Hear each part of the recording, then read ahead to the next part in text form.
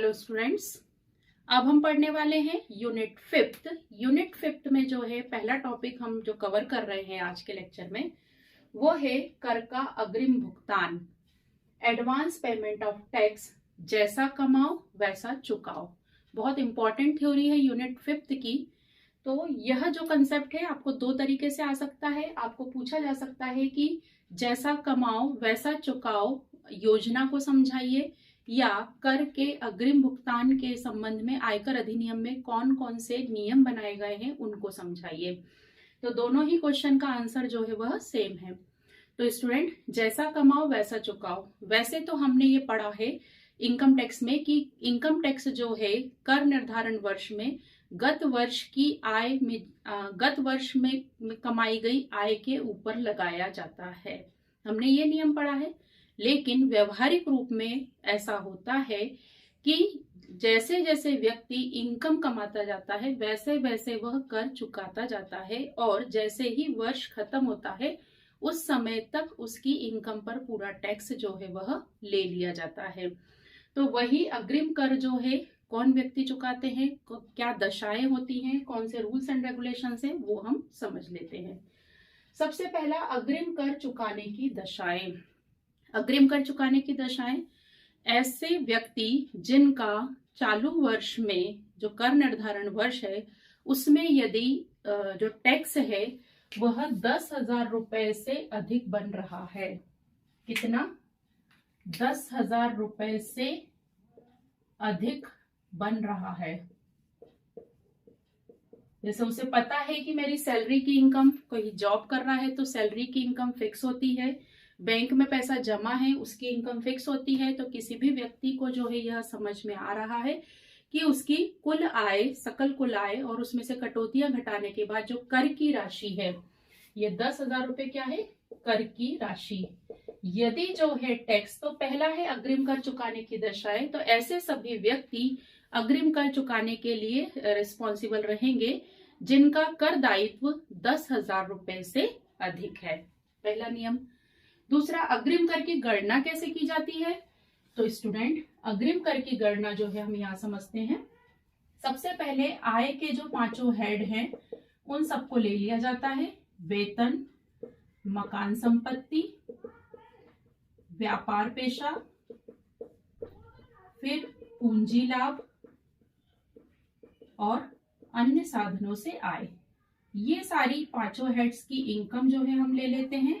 ये क्या कहलाती है? बहुत अच्छे से पता है अब हमें, सकल कुल आय। इसमें से हम घटाते हैं, अभी हमने जो है यूनिट फोर्थ में पढ़ी 80C से 80U तक की जो भी डिडक्शन उस व्यक्ति पे लागू होती है वो घटाते हैं, तो आती है हमारी कुल आय। इस कुल आय पर जो है हम कर की दरें लगाते हैं, रेट ऑफ टैक्स लगाते हैं कि प्रथम 2.5 लाख रुपए पर 0, फिर अगले 2.5 लाख रुपए पर 5%। ये जो रूल्स कर की दरें लगाकर हम टैक्स निकालते हैं, फिर उसमें जो है हम क्या करते हैं, 4% जो हमारा स्वास्थ्य व शिक्षा उपकर अनिवार्यतः लिया जाता है वह ऐड करते हैं। और उसके बाद जो टैक्स आता है, ठीक है, उसके बाद जो टैक्स आता है उसको जो है हम अग्रिम कर की राशि कहते हैं। तो ये जो है स्टूडेंट अग्रिम कर की गणना में आप इस तरीके से फॉर्मेट बना कर आएंगे। ठीक है, सकल कुल आय आ गई, फिर कर की दरें जो हैं हम पढ़ लेंगे। तो कर की दरों के हिसाब से उसमें टैक्स लगाएंगे और उसमें 4% स्वास्थ्य व शिक्षा उपकर का जोड़कर जो राशि आएगी वह हमारी अग्रिम कर की राशि होगी। ठीक है, अब ये हो गई आपकी सेकंड। यदि कृषि आय हो तो स्टूडेंट, यदि कृषि आय रहती है किसी भी व्यक्ति की, तो ये तो हमें पता है कि कृषि आय कर मुक्त होती है। लेकिन यदि किसी व्यक्ति की कृषि आय है तो उसका गणना करने का नियम, और वह कृषि आय 5,000 रुपए से अधिक है, तो उसकी गणना करने का नियम जो है, कृषि आय में करमुक्त सीमा जोड़ी जाती है।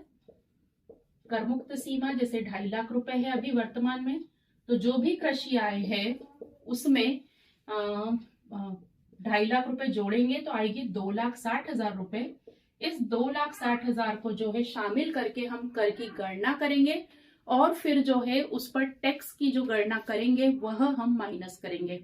इस तरीके से कृषि आय यदि होती है तो कैलकुलेशन हमारी जो है वह थोड़ी सी चेंज हो जाती है। क्लियर ये चीज। कर निर्धारण अधिकारी द्वारा अग्रिम कर चुकाने का आदेश। वैसे तो व्यक्ति करदाता को पता होता है, वह व्यक्ति खुद स्वयं डिक्लेयर करता है कि 10,000 रुपए से अधिक मेरा कर बनने वाला है तो मैं अग्रिम कर चुकाऊंगा।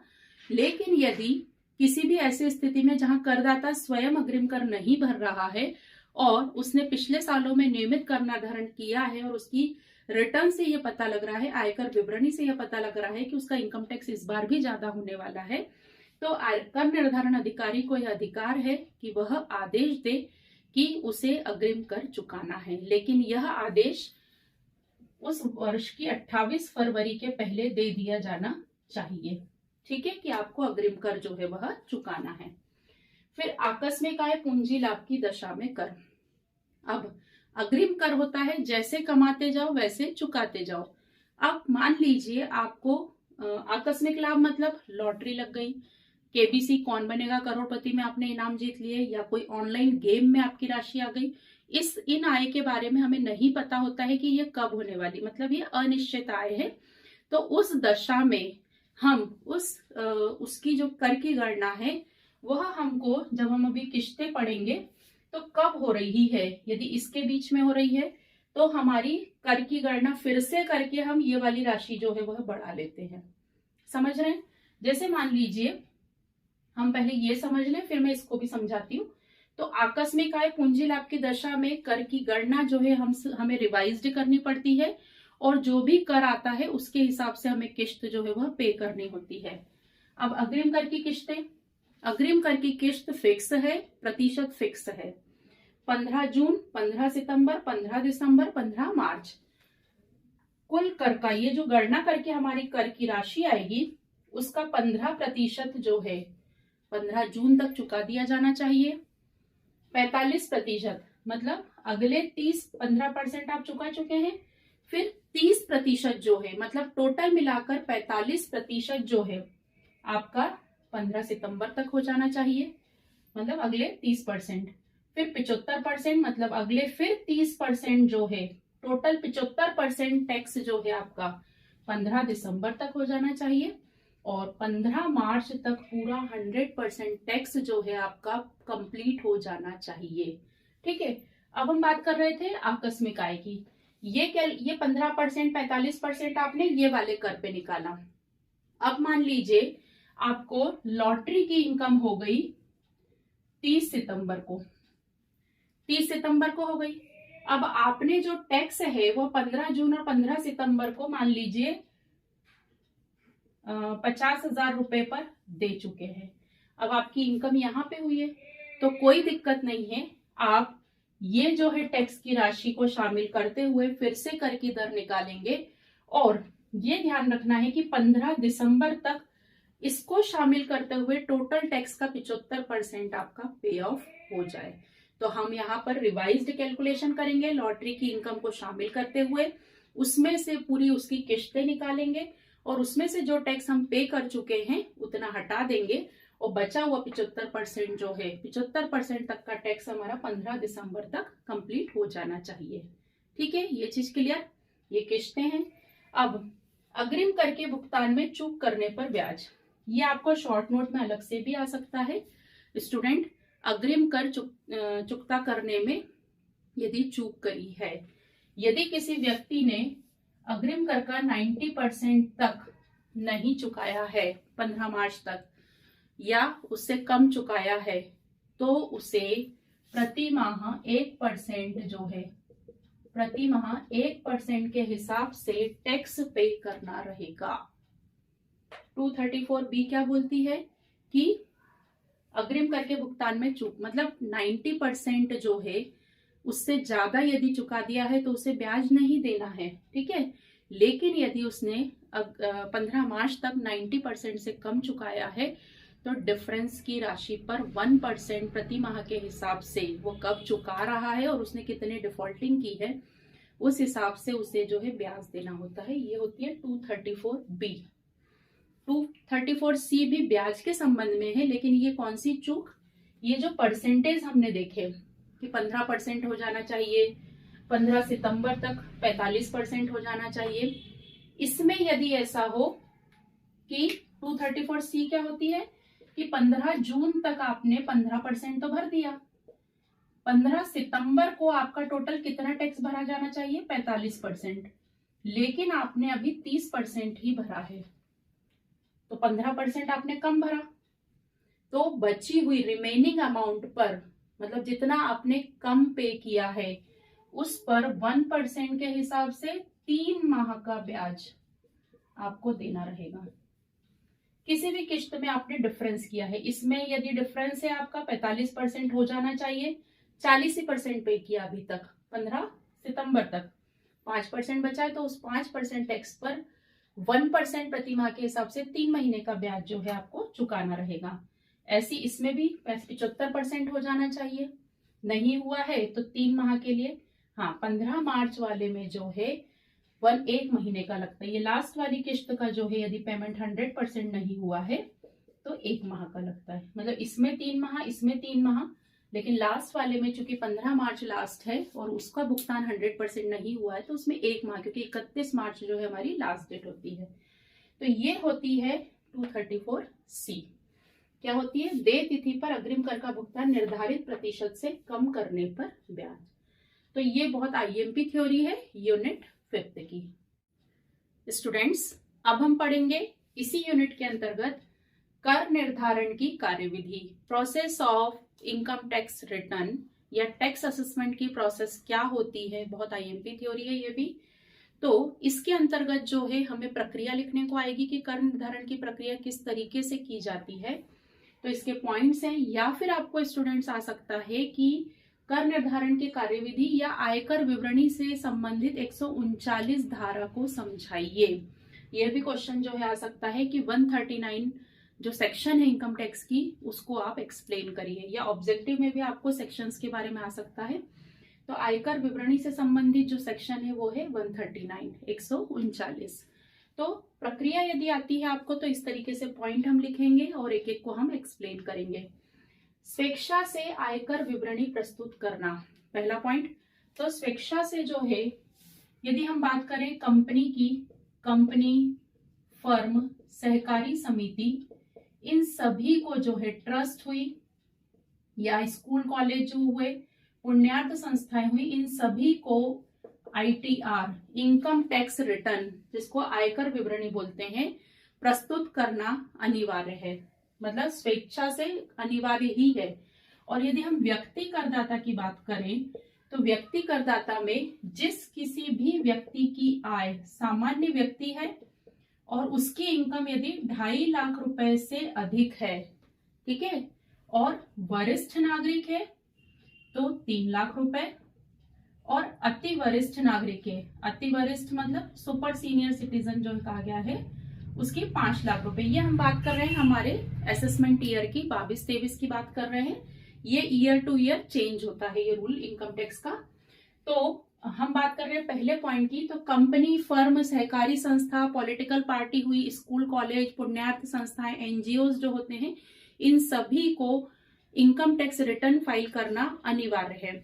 और व्यक्ति करदाता के लिए लिमिटेशन ये बनाई गई है कि यदि किसी व्यक्ति की आय करमुक्त सीमा से अधिक है, तो वह करमुक्त सीमा क्या है हमारे असेसमेंट ईयर के लिए, सामान्य व्यक्ति के लिए 2.5 लाख रुपए है, वरिष्ठ नागरिक के लिए है 3 लाख रुपए है, और अति वरिष्ठ नागरिक है उनके लिए 5 लाख रुपए है। तो यदि किसी व्यक्ति की आय इन सीमा से अधिक है तो ऐसे सभी व्यक्तियों को इनकम टैक्स रिटर्न भरना अनिवार्य है। और यदि किसी व्यक्ति की आय 2.5 लाख रुपए, 3 लाख, जो भी कैटेगरी में वो आता है उससे कम है, तो ऑप्शनल है कि वह इनकम टैक्स रिटर्न फाइल करे न करे। ठीक है, तो ये हो गया पहला पॉइंट। फिर आय के विवरण के निर्धारित फॉर्म, इनकम टैक्स रिटर्न जो फाइल होता है, भरा जाता है, तो उसके प्रेस्क्राइब्ड फॉर्म है, निर्धारित प्रारूप है। एक कंपनी है तो उसके लिए प्रारूप अलग है, एक फर्म है तो उसके लिए प्रारूप अलग है, एक व्यक्ति करदाता है तो उसके लिए प्रारूप अलग है। तो वेतन, एक मकान व अन्य साधन से यदि आय है और 50 लाख से कम हो उसकी आय, 50 लाख रुपए से कम हो और उसकी इनकम में क्या शामिल हो, वेतन की आय, मकान संपत्ति की आय, अन्य साधनों से आय, मतलब सिंपल सा व्यापार पेशे से आय ना हो, और इनकम 50 लाख से कम हो, तो उसके लिए सिंपल जो कॉमन फॉर्म चलता है वो वाला फॉर्म लेना है।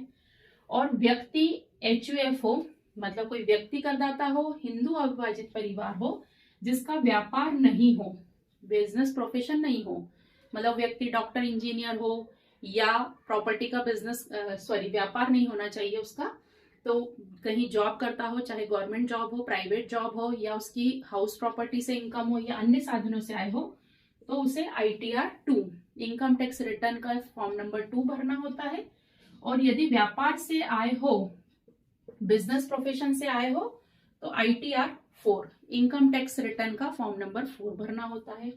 फिर फर्म हो, साझेदारी फर्म हो, व्यक्ति का समुदाय हो या संघ हो, एसोसिएशन हो कोई, तो उसके लिए है ITR 5। कंपनी हो तो ITR 6, इसमें भी पुण्यार्थ कंपनियां जो रहती हैं, जो अलग उद्देश्यों के लिए बनाई जाती है, स्पेसिफिक उद्देश्यों के लिए, उनके लिए फॉर्म अलग है। हम सिंपल सामान्य कंपनी की बात कर रहे हैं तो उनके लिए है ITR 6। और पुण्यार्थ संस्थाएं होती हैं, राजनीतिक पार्टी होती हैं, स्कूल कॉलेज वगैरह होते हैं, उन सब के लिए जो है ITR 7। ठीक है, तो आप जब इस पॉइंट को एक्सप्लेन करें तो ये इतनी भी इंफॉर्मेशन आप लिख देंगे तो आपका आंसर जो है बहुत सुपर माना जाएगा, मतलब आपका आंसर सिस्टमेटिक माना जाएगा। फिर आयकर विवरणी प्रस्तुत करने का माध्यम। आयकर विवरणी हम जो है बात करें ऑफलाइन और ऑनलाइन, या सॉफ्ट कॉपी, हार्ड कॉपी, तो दोनों में भर सकते हैं। लेकिन यदि इनकम 10 लाख रुपए से ज्यादा है तो कंपलसरी जो है ऑनलाइन ही भरना है, इलेक्ट्रॉनिक मोड में ही इनकम टैक्स रिटर्न भरना है। लेकिन यदि उससे कम है तो ऑप्शनल है कि आप इनकम टैक्स रिटर्न जो है ऑफलाइन भरिए और ऑनलाइन कुछ भी कर सकते हैं। डिजिटल सिग्नेचर, यदि ऑनलाइन मोड में आप भर रहे हैं इनकम टैक्स रिटर्न तो डिजिटल सिग्नेचर रिक्वायर्ड है। अब डिजिटल सिग्नेचर जो है उसकी बनवाने की प्रोसेस होती है, यदि वो नहीं है तो हार्ड कॉपी में आपको जो है वह सिग्नेचर पूरा फॉर्म भर के बेंगलोर में जो इसका इनकम टैक्स का डिपार्टमेंट है वहां पर भेजना होता है। ठीक है, तो ये माध्यम हो गया, बोथ माध्यम अवेलेबल है। आयकर विवरणी प्रस्तुत करने का समय, इनकम टैक्स फाइल करने का समय जो है वह जो जिनके खातों का अंकेक्षण होता है, ऑडिट होता है जिनके खातों का, उनके लिए डेट अलग है। और बाकी सभी के लिए, जैसे एक सामान्य व्यक्ति की यदि हम बात करें तो उन सब के लिए जो है इनकम टैक्स रिटर्न फाइल करने की डेट, जिनके खातों का अंकेक्षण नहीं होता है, ऑडिटिंग नहीं होती। अंकेक्षण समझते हैं आप लोग, खातों को चेक कराना, किससे चेक कराते हैं, CA से। तो वो यदि नहीं है तो 31 जुलाई है।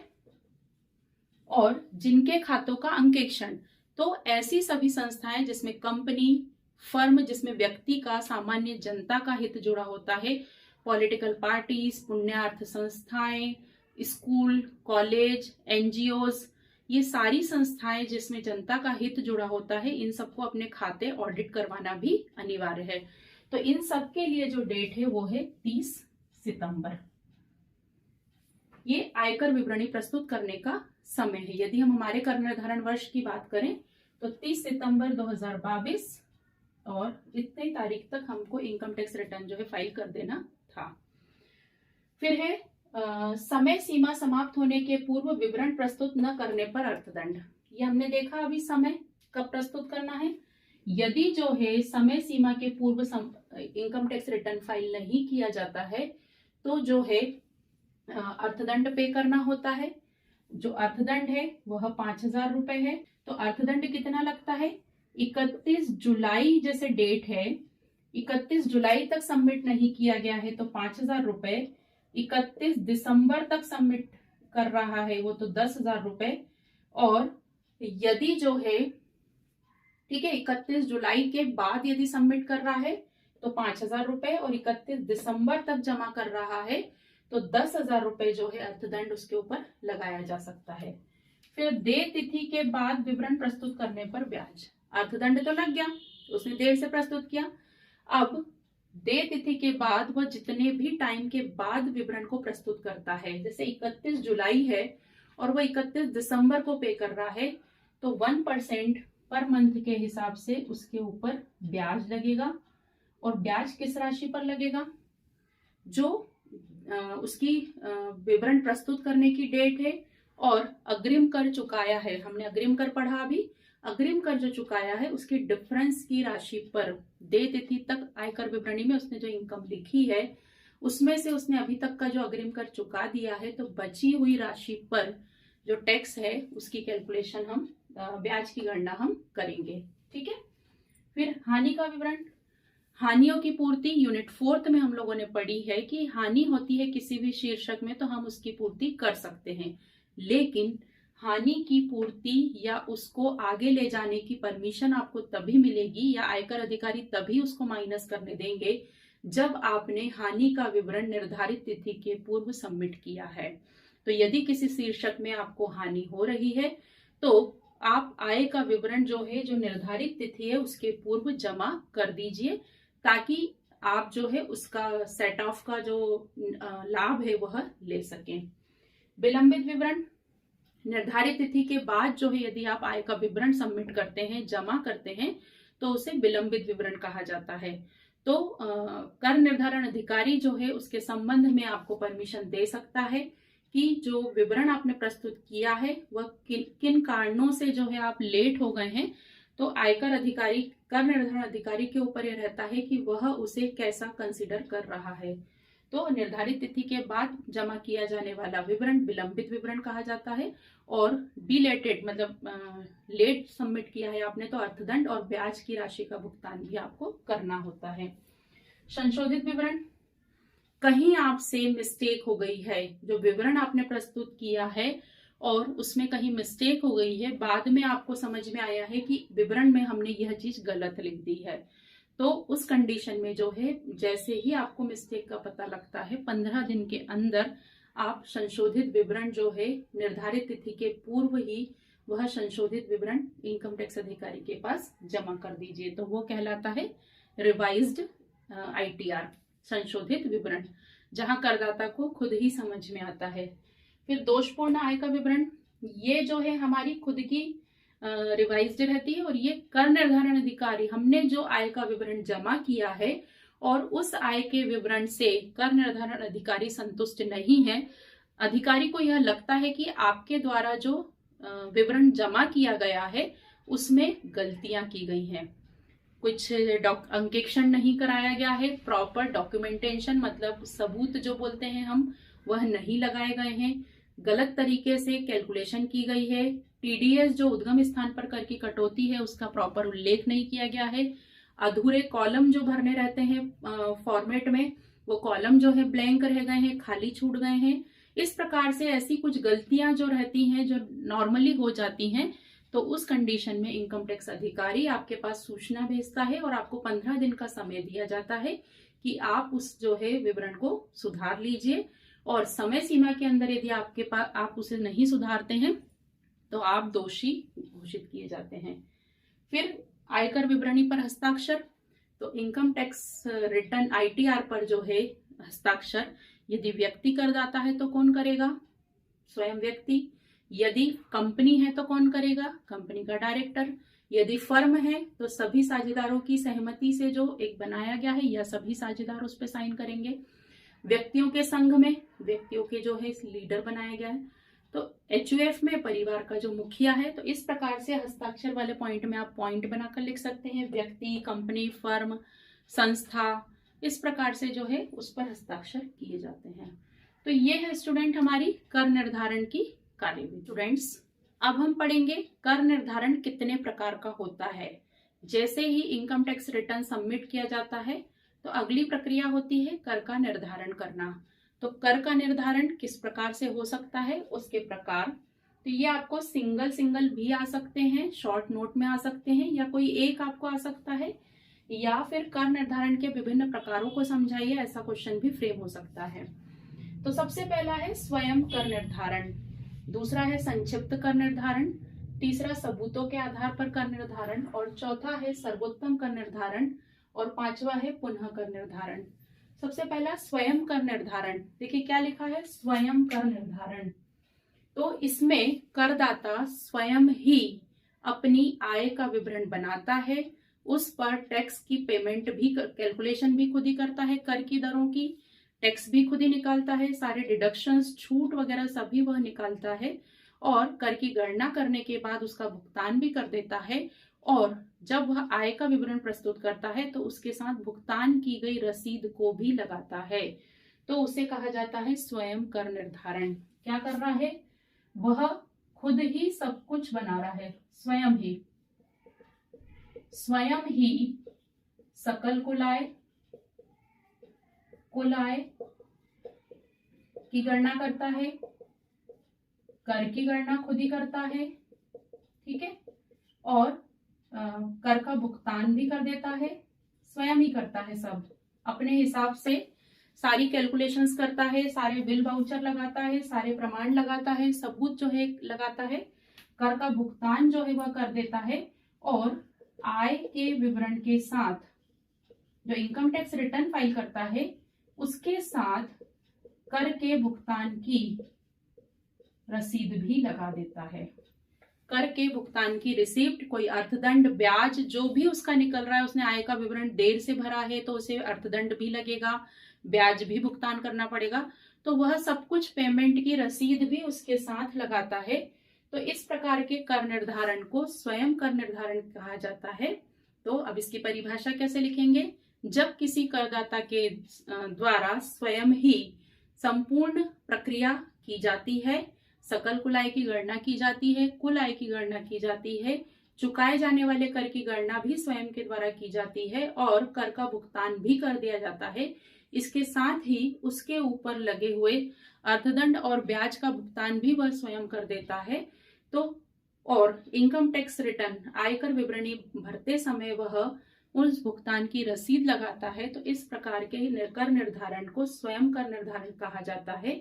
अब स्वयं कर निर्धारण के अंतर्गत कर निर्धारण अधिकारी जो है उस आयकर विवरणी को पूरा चेक करता है और कर निर्धारण अधिकारी को यह लगता है कि जो व्यक्ति ने कर निर्धारण किया है वह सही है तो कोई दिक्कत नहीं रहती है, ओके रिपोर्ट दे दी जाती है।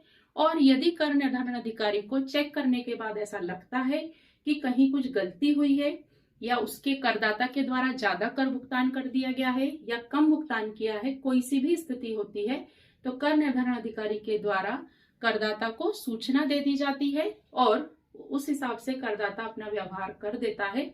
इस प्रकार से इस प्रक्रिया में स्वयं कर निर्धारण होता है। क्लियर?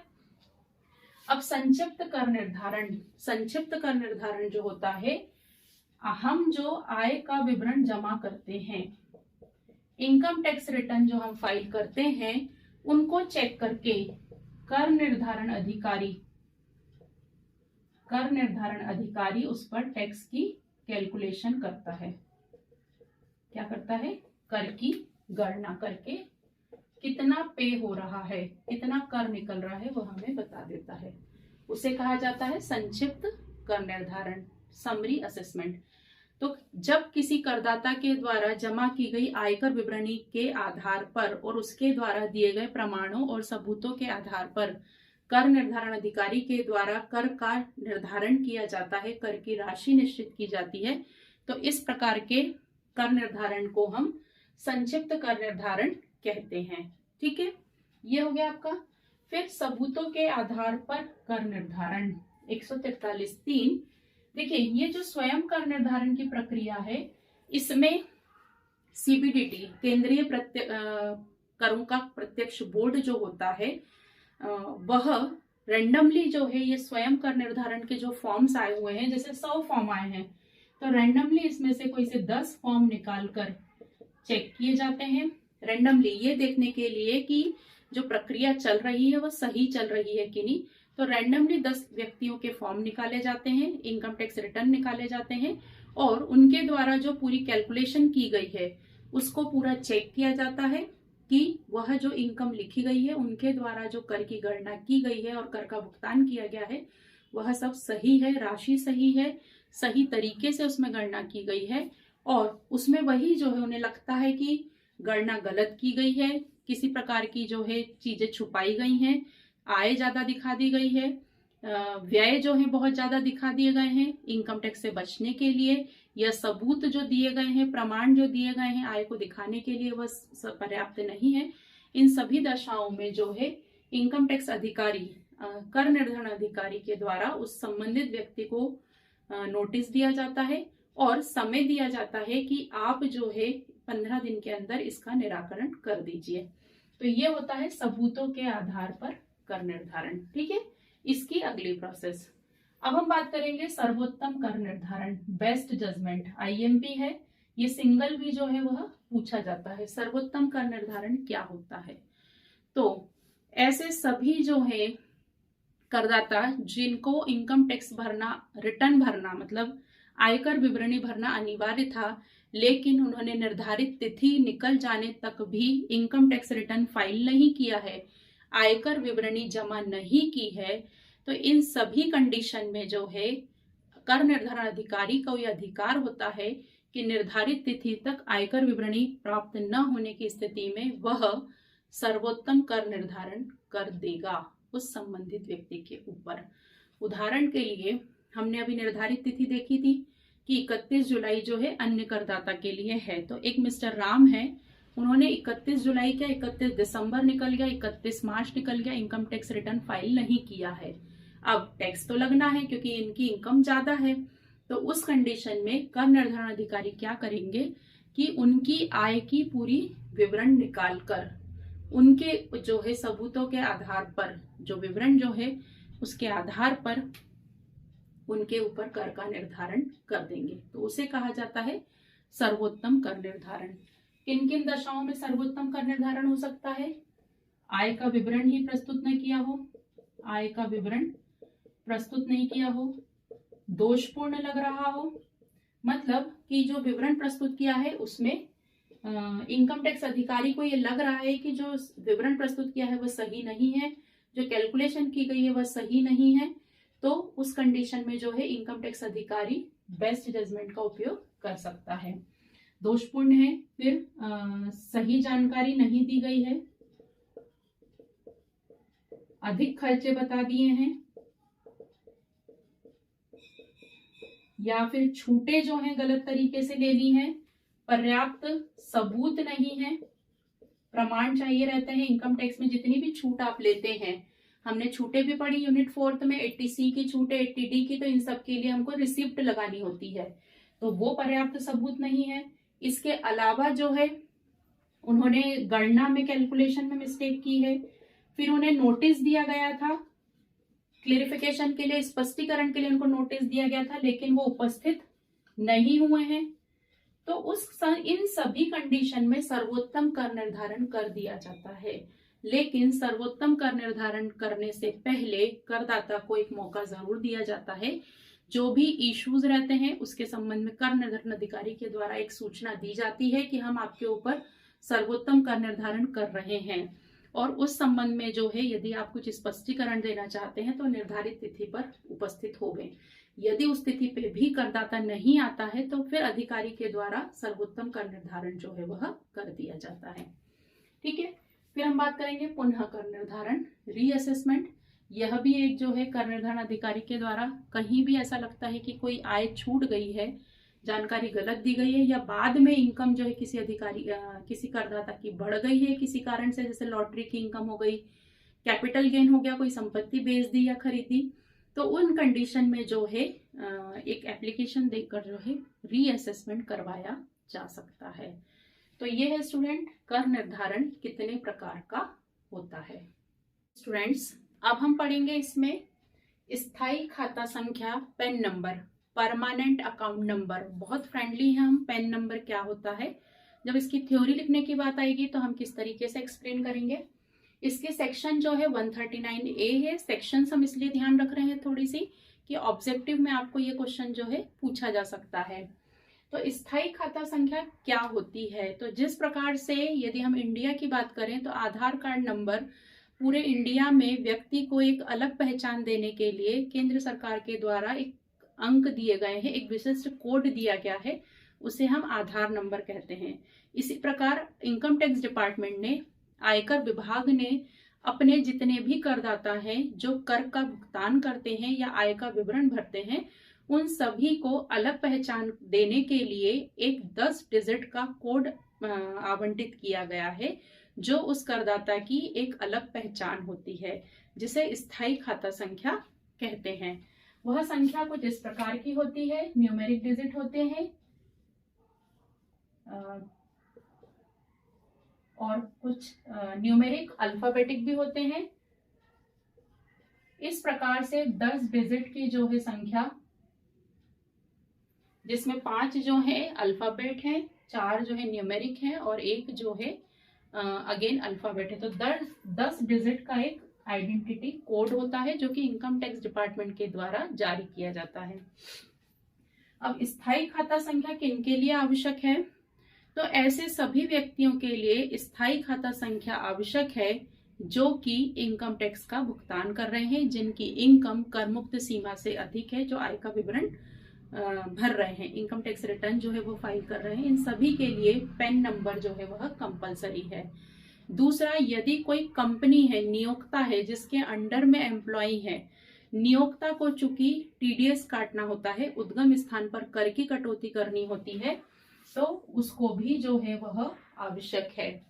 तो पहला, जिनकी करमुक्त सीमा से इनकम अधिक है, करमुक्त आय से अधिक है, उनके लिए पैन नंबर लेना आवश्यक है। नियोक्ता, जो कोई कंपनी का मालिक है, जिसके अंडर में एम्प्लॉय काम कर रहे हैं, वो उनको सैलरी देगा तो उसे टीडीएस काटना है, इसीलिए उसके लिए जरूरी है। यदि किसी व्यक्ति की बिक्री, जो सालाना बिक्री है, वह 5 लाख रुपए से अधिक है, तो उसे पैन नंबर लेना जरूरी है। इसके अलावा जितनी भी पुण्यार्थ संस्थाएं हैं, धार्मिक संस्थाएं हैं, एनजीओज हैं, उनको जो है पैन नंबर लेना कंपलसरी है, अनिवार्य है। ठीक है।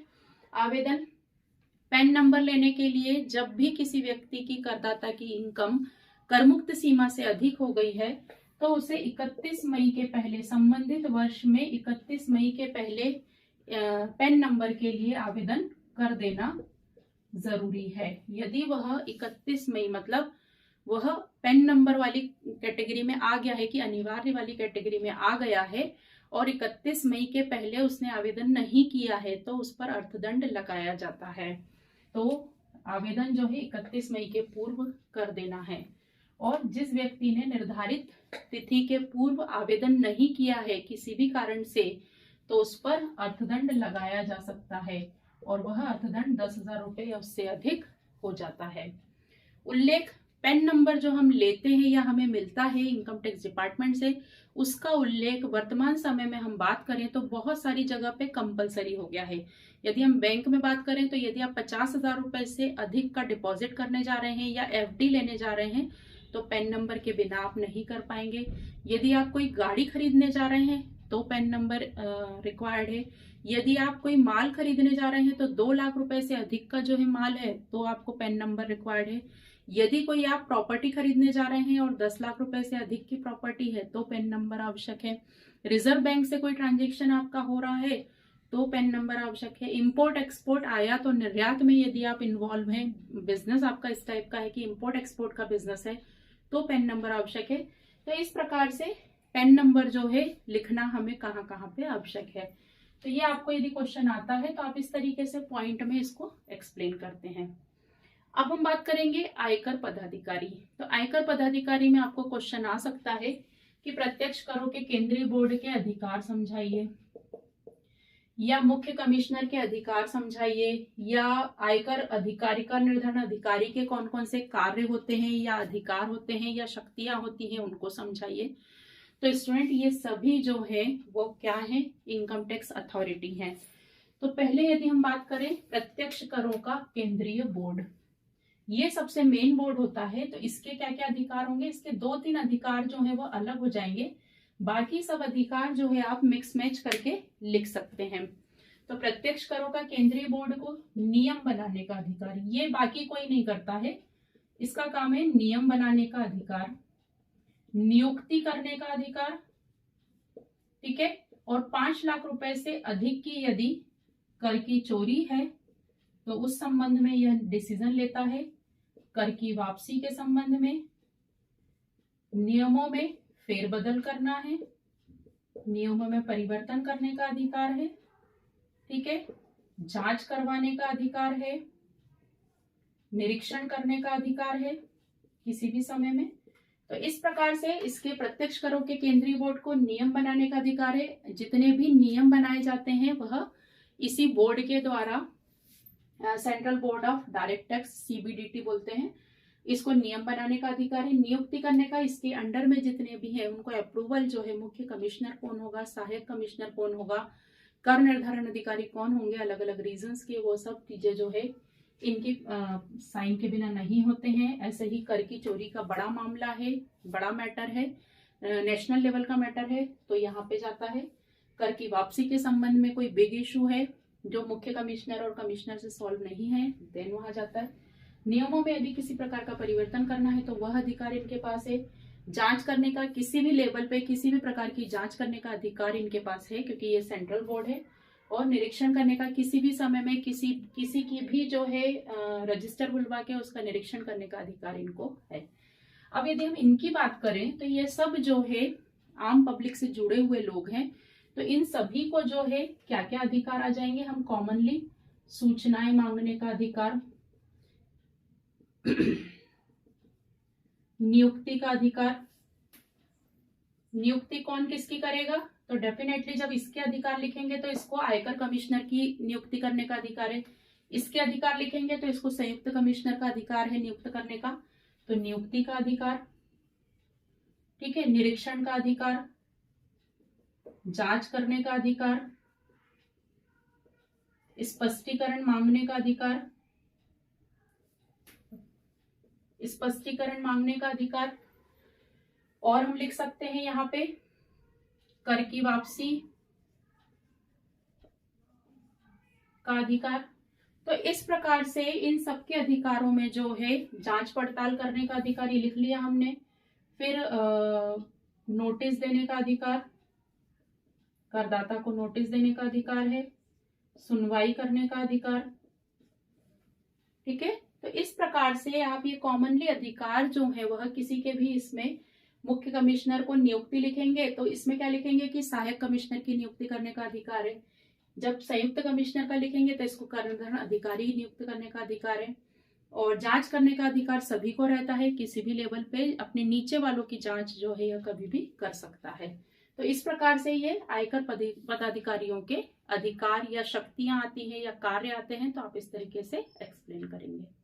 फ्रेंड्स, अब हम पढ़ेंगे अपील व पुनर्विचार। ये क्या होता है, तो जब कर निर्धारण अधिकारी के द्वारा करदाता के ऊपर इनकम टैक्स लगा दिया जाता है और करदाता उस राशि से या कर निर्धारण अधिकारी के द्वारा किसी भी प्रकार के बिहेवियर से असंतुष्ट होता है या उसे कहीं ऐसा लगता है कि उसके साथ सही निर्णय नहीं लिया गया है या उसके साथ सही डिसीजन नहीं दिया गया है, कर की राशि गलत निर्धारित की गई है या उसने के द्वारा जो विवरण जमा किया गया था वह सही था लेकिन कर निर्धारण अधिकारी ने जो निर्णय दिया है या कर की राशि जो लगाई गई है वह सब गलत है, तो किसी भी प्रकार की असंतुष्टि की दशा में करदाता के पास यह अधिकार है कि वह अपने केस को लेकर अपील कर सकता है, आवेदन कर सकता है इस संबंध में कि मेरे ऊपर जो कर निर्धारण अधिकारी के द्वारा अर्थदंड लगाया गया है या ब्याज लगाया गया है या कर की राशि जो लगाई गई है वह सही नहीं है। तो उसकी क्या प्रक्रिया होती है, तो पहली अपील जो है वह कमिश्नर के यहाँ की जाती है। किसी भी करदाता के द्वारा यदि जो है वह अपनी किसी भी गतिविधि से असंतुष्ट होता है, कर निर्धारण अधिकारी की किसी भी गतिविधि से असंतुष्ट होता है, तो वह कमिश्नर के यहाँ अपील करता है। हम इन दोनों को साथ में इसीलिए पढ़ रहे हैं कि आपको किसी एक की प्रक्रिया आएगी जिसमें सब आईएमपी ये वाली है, अपीलेट ट्रिब्यूनल की जो है वह ज्यादा पूछी जाती है। तो इसकी हेडिंग्स जो है वह सब सेम रहेंगी, इवन डीलिंग्स भी काफी कुछ सेम है, सिर्फ कुछ चीजों में अंतर है। तो हम दोनों को एक साथ तैयार कर रहे हैं, अलग अलग बार पढ़ने की बजाय हम एक साथ तैयार कर रहे हैं। कुछ पॉइंट्स में डिफरेंस है तो बस उतनी राशि आपको याद रखनी है। तो प्रक्रिया यदि आपको कमिश्नर के यहाँ अपील की आती है या अपीलेट ट्रिब्यूनल में अपील की आती है तो आपको प्रक्रिया एक सी लिखनी है। पहला है अपील योग्य आदेश।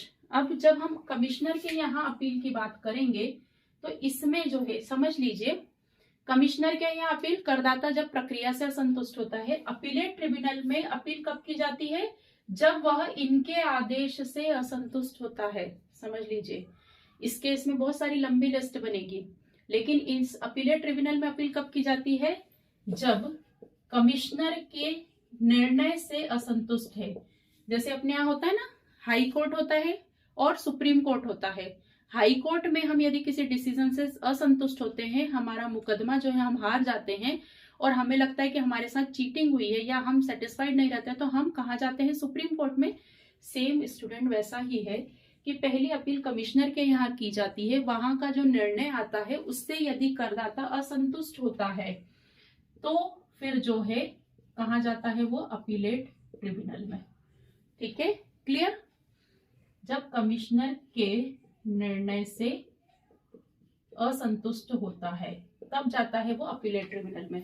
और कमिश्नर के यहाँ अपील सामान्य रीजन से, जैसे कौन कौन से आदेश आ सकते हैं इसमें, पहला आ सकता है आपका अर्थदंड गलत लगा दिया भाई हमारे ऊपर, हमें नहीं समझ में आ रहा है, ब्याज गलत लगा दिया, कर की राशि जो है वह कर निर्धारण अधिकारी ने सही नहीं लगाई है, सबूतों के मामले में जो है जो स्पष्टीकरण करदाता ने दिया था उसको कर निर्धारण अधिकारी ने गलत मान्य दे दिया है। तो किसी भी निर्णय से किसी भी स्थिति में करदाता को यह लगता है कि उसके साथ सही नहीं हुआ है तो वह जो है कमिश्नर के यहाँ पहली अपील कर सकता है। क्लियर। अपील प्रस्तुत करने की विधि, तो विधि में जो है पहला है अवधि। यदि हम कमिश्नर के यहाँ अपील की बात करें तो 30 दिन के अंदर, और यदि हम अपीलेट ट्रिब्यूनल की बात करें तो 60 दिन के अंदर, निर्णय आने के 30 दिन के अंदर जो है जैसे आपके ऊपर कर की राशि लग गई अर्थदंड, 30 दिन के अंदर आप जो है कमिश्नर के यहाँ अपील कर सकते हैं कि मेरे साथ इस मामले में यह सही नहीं हुआ है, मैं असंतुष्ट हूँ। और यहाँ अपीलेट ट्रिब्यूनल में कितनी तिथि समय सीमा है, 60 दिन के अंदर। अपील करने के पूर्व कर का भुगतान, आप चाहे कमिश्नर के यहाँ अपील कर रहे हैं या अपीलेट ट्रिब्यूनल में अपील कर रहे हैं, तो सर्वप्रथम आपको आपके ऊपर जितना भी दायित्व है, जितनी भी कर की राशि, अर्थदंड की राशि, ब्याज की राशि निकल रही है, उसका भुगतान करना अनिवार्य है। निर्धारित फॉर्म, कमिश्नर के यहाँ अपील के लिए निर्धारित फॉर्म है, अपीलेट ट्रिब्यूनल में अपील करने के लिए निर्धारित फॉर्म है। तो जिसके यहाँ भी अपील आपको करनी है उस जानकारी को एक निर्धारित फॉर्म में ही आप अपील कर सकते हैं। निर्धारित शुल्क, तो ये जो है कमिश्नर के यहाँ अपील करने का शुल्क है और ये अपीलेट ट्रिब्यूनल में। ठीक है, दोनों का बस ये अंतर है। देखिए, यदि आय 1 लाख रुपए तक हो तो 250 रुपए है, कमिश्नर वाले में लिखोगे जब उसका क्वेश्चन आएगा, और यहाँ उसकी डबल हो गई है 1500 रुपए।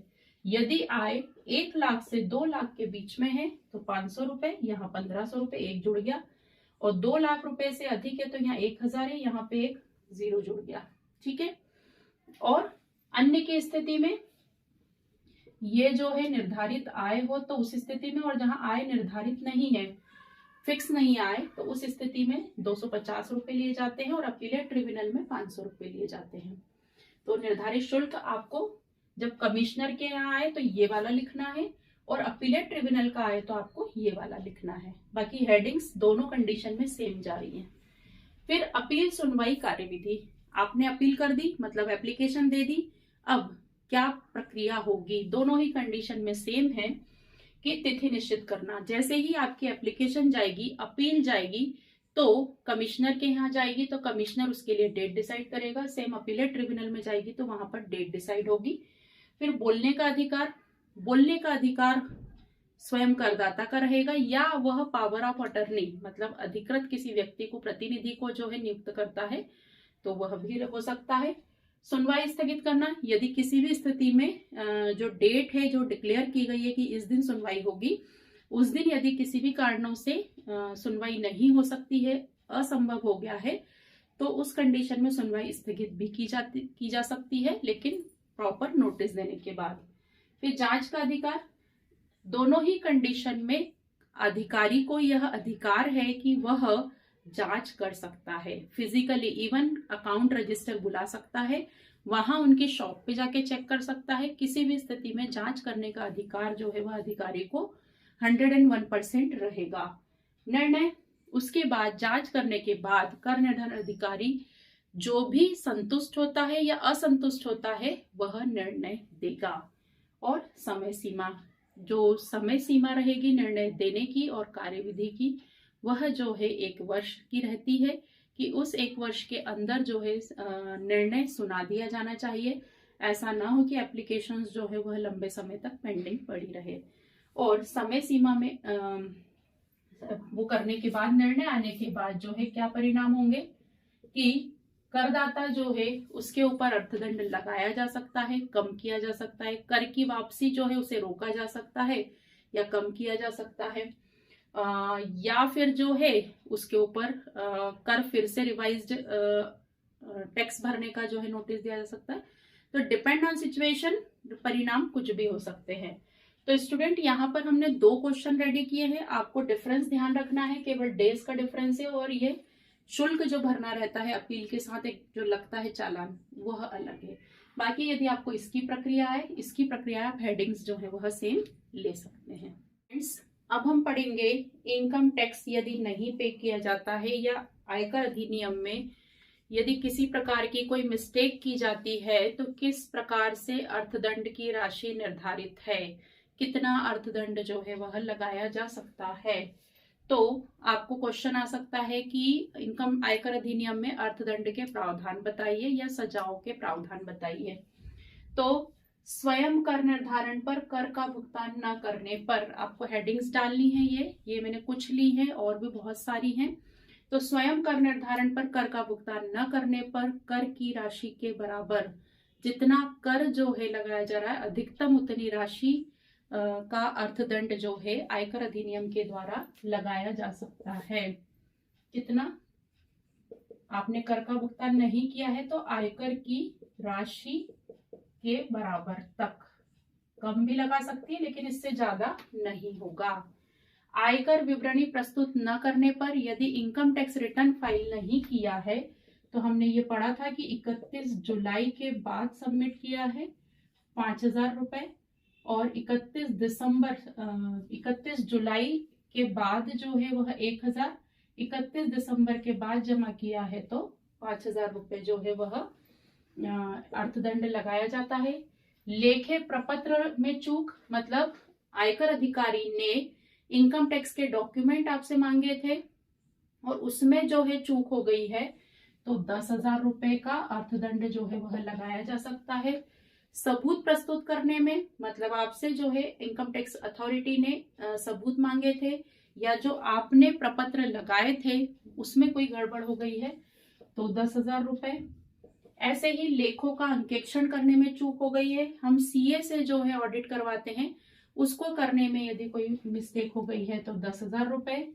आय का छिपाना या गलत विवरण करना, इसमें इनकम टैक्स जितना निकल रहा है उसके 100 से 300% तक का अर्थदंड, जो कर की राशि जितनी आय जो है आपने छुपाई है उस पर जितना भी कर बन रहा है उसका 100 से 300% तक का जो है अर्थदंड लगाया जा सकता है।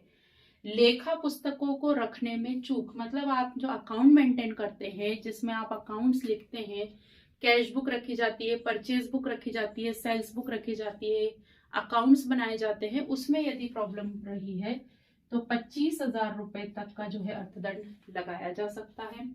उद्गम स्थान पर कर न काटना, जो एम्प्लॉयर होते हैं, जो नौकरी देते हैं, कंपनीज होती है, उनके लिए कंपलसरी होता है कि जितने भी एम्प्लॉय को वो सैलरी दे रहे हैं उनका पहले टीडीएस काटे, यह कंपलसरी है, सभी के लिए अनिवार्य है। तो यदि इस प्रकार की कोई मिस्टेक करता है तो उनके द्वारा जो कर की राशि नहीं काटी गई है उसके इक्विवेलेंट जो है अर्थदंड लगाया जा सकता है। ऐसे अनुपस्थित रहने पर इनकम टैक्स अथॉरिटी की तरफ से आपको नोटिस आया था और आप वहां पर प्रेजेंट नहीं हुए हैं तो यहाँ भी 10,000 रुपए तक का जो है अर्थदंड लगाया जा सकता है। और भी बहुत सारे पॉइंट्स हैं जिसमें राशि जो है कर की राशि के बराबर है और नहीं तो जो है आपकी 10,000 रुपए, 25,000 रुपए इस तरह के चूंकि हम आंसर जो है लिखने के लिए हमारे पास यदि लॉन्ग आंसर में भी आता है तो सफिशिएंट पॉइंट से हमारे पास, तो ये अर्थदंड है। अब सजाओं की बात करें तो अलग अलग केस में अलग अलग समयावधि की सजाएं हैं। तो नॉर्मली जो है 3 माह से लेके 3 वर्ष तक की सजाएं जो है इनकम टैक्स में डिफॉल्टर जो रहता है, जैसे आय का विवरण प्रस्तुत नहीं किया है 3 माह, 6 माह, 5 माह, 7 माह, और यदि आय छिपाई है या गलत विवरण प्रस्तुत किया है तो ये तो फॉल्ट हो गया। सीधे तरीके से जो है इनकम टैक्स अधिकारी को जो है झूठा साबित किया जा रहा है, तो उस कंडीशन में 3 माह से लेके 7 वर्ष तक की सजा जो है दी जा सकती है। तो इस प्रकार से इन्हीं पॉइंट्स पे आप जो है सजाओं के बारे में लिख सकते हैं।